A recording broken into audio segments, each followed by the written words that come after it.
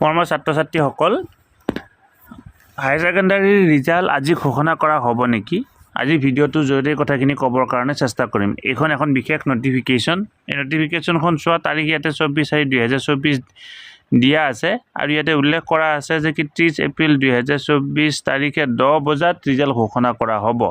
কিন্তু তোমালোকক জনাব চেষ্টা কৰিম যে এইখন সম্পূৰ্ণ এখন ভুৱা হয়। এই প্ৰত্যেকবাৰে ৰিজাল্ট ঘোষণা কৰাৰ আগমুহূৰ্তত এনেকুৱা ধৰণৰ বিভিন্ন ধৰণৰ ভুৱা নটিফিকেশ্যন ওলায়।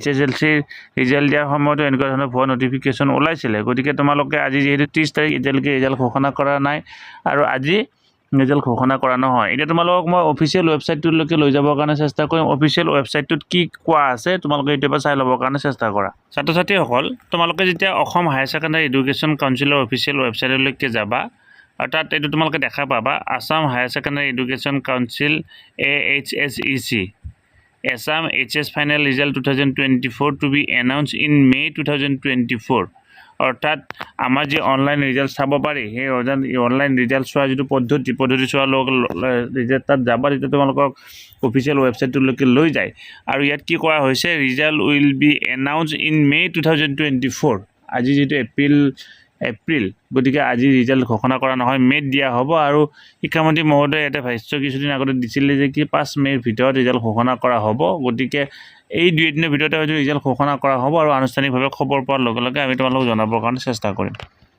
ষ্টুডেণ্টছ কুইন এছাম নামৰ ইউটিউব চেনেলটোৰ জৰিয়তে আমি ছাত্ৰ-ছাত্ৰীৰ কাৰণে বিভিন্ন ধৰণৰ শিক্ষামূলক ভিডিঅ' লগতে পৰীক্ষা উপযোগী ভিডিঅ' প্ৰস্তুত কৰিবৰ কাৰণে চেষ্টা কৰোঁ।